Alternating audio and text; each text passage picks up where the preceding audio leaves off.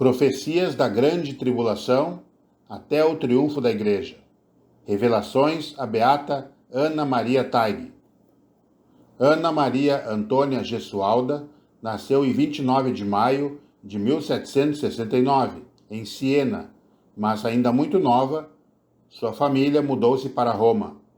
Sem saber ler nem escrever, a jovem foi trabalhar no palácio da nobre família Macarani, onde conheceu seu futuro marido, Domênico Taig, com quem teve 7 filhos, 3 dos quais morreram na primeira infância.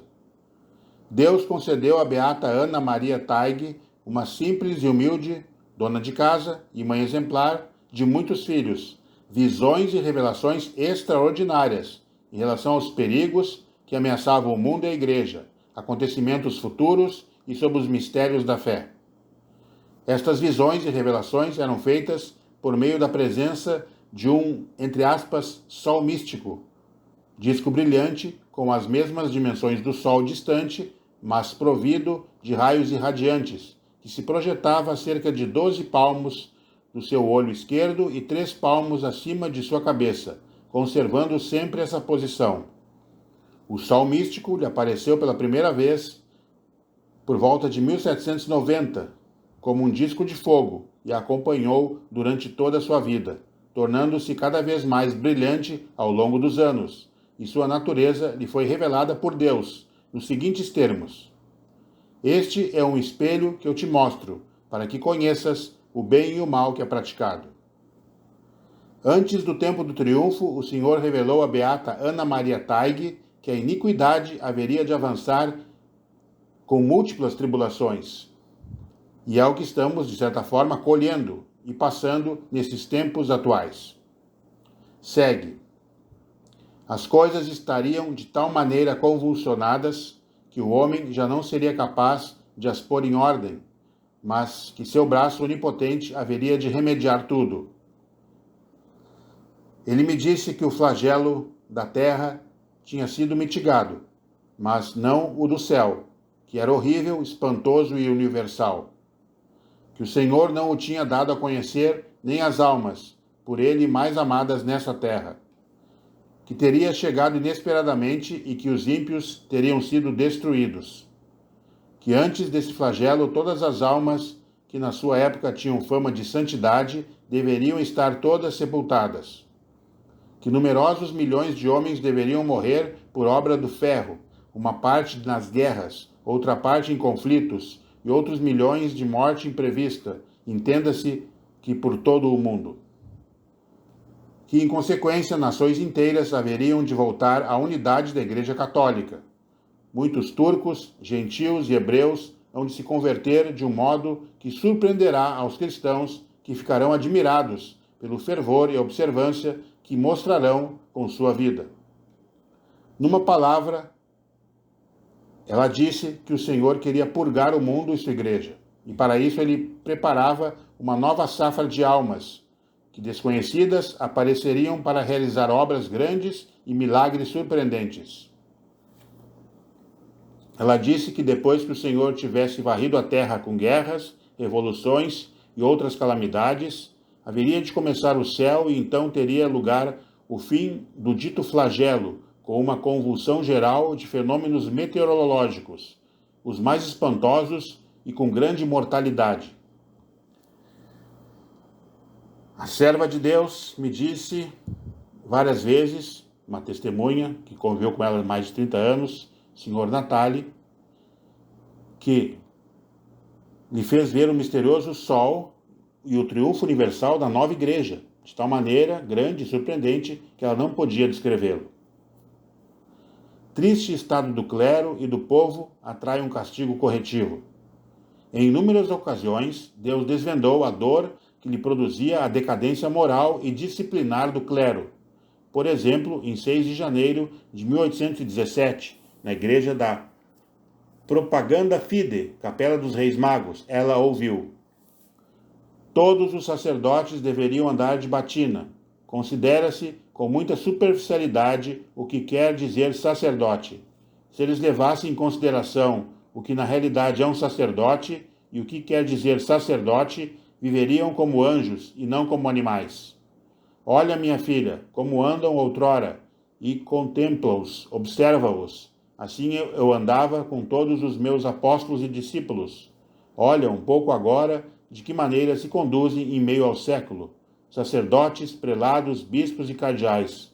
Os abusos são grandes, mas hão de acabar logo.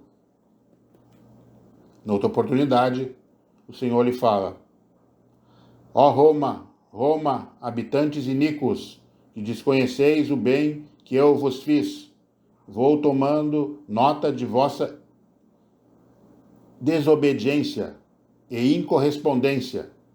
Mas, quando meu Pai der a ordem, tudo acabará. Sabei que agora as almas chovem como neve no inferno. Chorem e chorem todos amargamente, porque Roma não pode mais ser chamada de santa. Os homens vivem como animais e não procuram senão comunidades e prazeres e satisfazer plenamente a sua iniquidade. Eu cobrarei vingança sobre eles e deveria aniquilá-los por causa de seus pecados. Contudo, eu sou o Pai amoroso e fico aguardando. Mas quando o tempo estiver esgotado, não haverá mais remédio. Com teus próprios olhos verás um dia aquelas almas que são premiadas nessa terra e que pela sua soberba vão para o inferno. Quero fazer-te ver este lugar. Então sim, minha filha, terás medo, pedirás piedade e misericórdia para eles. Mas não haverá piedade para muitos, porque hão de penar para sempre. Sim, verás como serão atormentados pelos diabos na proporção de seus pecados. Mas o que mais me atormenta e mais me causa pena é eu ser de tal maneira mal recompensado por meus ministros. E aqueles que devem dar o bom exemplo cometem mais pecados que os leigos. Os homens são muito cruéis, não sabem distinguir o bem do mal porque vivem segundo seu capricho. Pobre igreja minha, e pobres tempos, em mãos de quem se encontram. Tocam minhas sagradas carnes, mas antes se sujaram com sangue humano. Depois vêm comungar. Estão em comércio com mulheres e depois vêm celebrar a missa. Em festas, diversões, jogos e comilanças vão saciando bem seu corpo e depois que estão bem satisfeitos vão para a igreja me louvar. Olha bem, minha filha, que boa gente, e qual é o prêmio que eu posso lhes dar? Deus lhe revelava cenários que viriam no mundo e na igreja e que nós, de certa forma, já começamos a contemplar nesses tempos. Segue. Deus porá fim a tanto caos, embates e profanações, e reerguerei a igreja a um grau de glória na terra como nunca antes se viu. Mas a definitiva será complexa e terrível. Nela se revelará os pensamentos que jazem no fundo dos corações.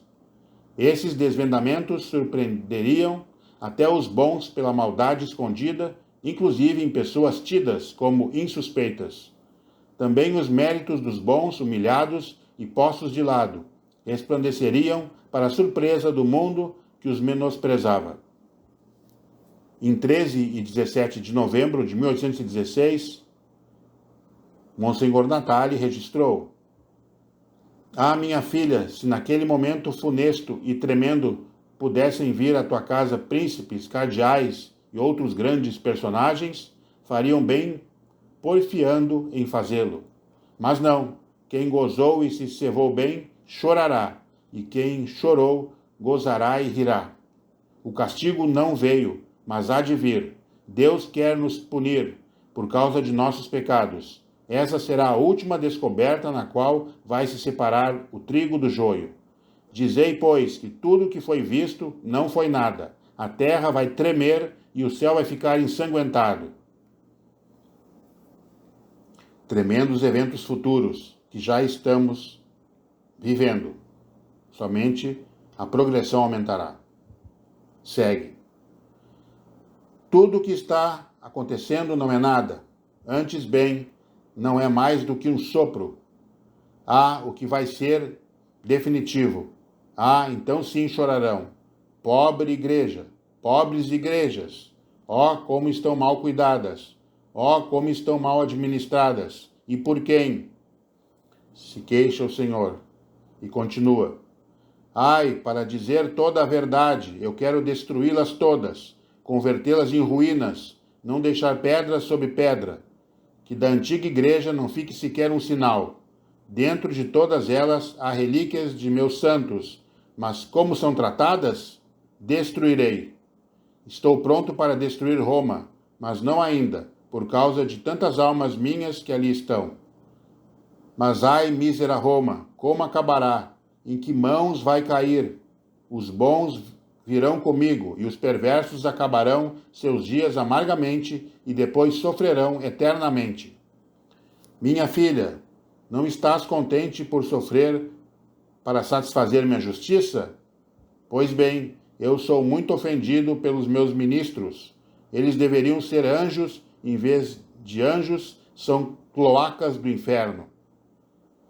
Não te espante o fedor contínuo que sentes sob as tuas narinas, porque é o mau odor da corrupção do mundo presente.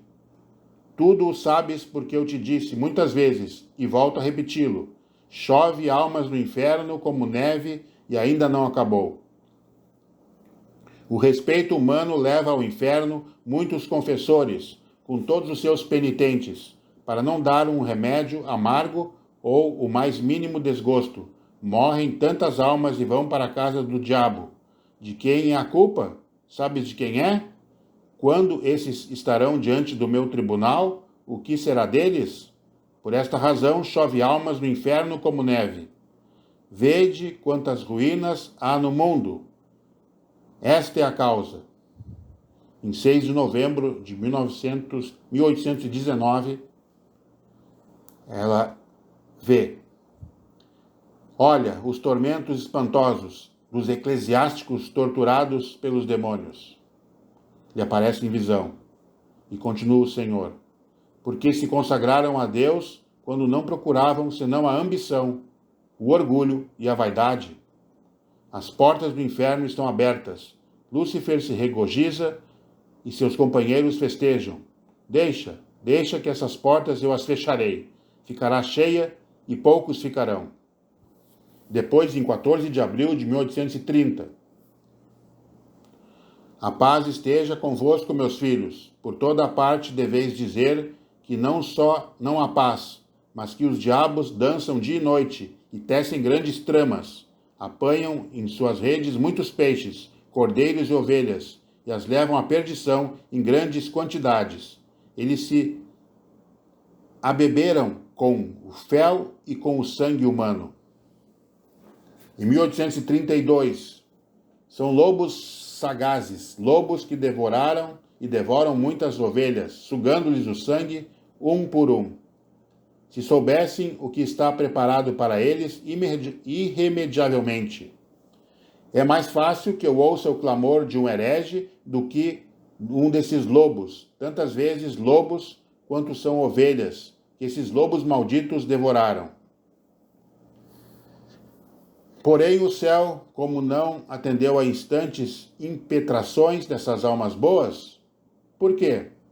Em 29 de julho de 1832, Nosso Senhor forneceu uma explicação à beata Ana Maria Taig. Há muito tempo que a Torre de Babel está instalada em Roma, e há muitos anos que deveria ter caído. E se não caiu é porque muitas almas sacrificaram sua vida rogando a meu Pai para que protelasse o momento de pôr fogo a este estado do mundo. Eu, sem embargo, que via que era a ruína de muitas almas boas que sofrem por esta causa. Apesar de tudo, eu devia fazer a vontade de meu Pai, posto que essa desordem no mundo todo é um caos. Não há mente humana que possa imaginá-la. Outras almas boas, considerando a degringolada da sociedade cristã, se perguntavam quando Deus interviria, e até especulavam sobre os sinais que precederiam essa solene intervenção, mas o dia de Deus não se conhece. Numa segunda-feira de carnaval, 1833, Nosso Senhor lhe disse: não se conhece qual é a hora em que o Pai dará a ordem ao anjo exterminador. Ele aparecerá ameaçando de improviso. Sabes? O anjo exterminador que com uma mão toca a trombeta e com a espada. Ai, quando acontecer aquele momento, todo o mundo ficará envolvido numa conflagração. O tempo do triunfo da igreja. A purificação será operada por Deus através de seus ministros angélicos e humanos, de instrumentos materiais e até por eventuais intervenções pessoais. Terá um objetivo único: a restauração da Igreja Católica, no grau de honra que lhe é devido, e a recomposição da civilização cristã.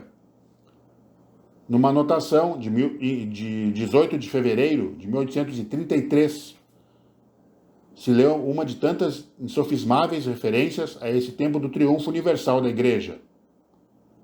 Abre aspas. Quando tomar corpo a Igreja renovada, os poucos que restarão, e serão pouquíssimos, estarão extremamente surpreendidos e cheios de temor, vendo tudo o que se fará por Deus, como se amará a Deus e o que se sofrerá por Deus. Beata Ana Maria Taig, intercedei por nós, nesses tempos bíblicos e proféticos. Amém. Inscreva-se neste canal, deixe seu like, comente, ative as notificações e compartilhe mais este importante vídeo.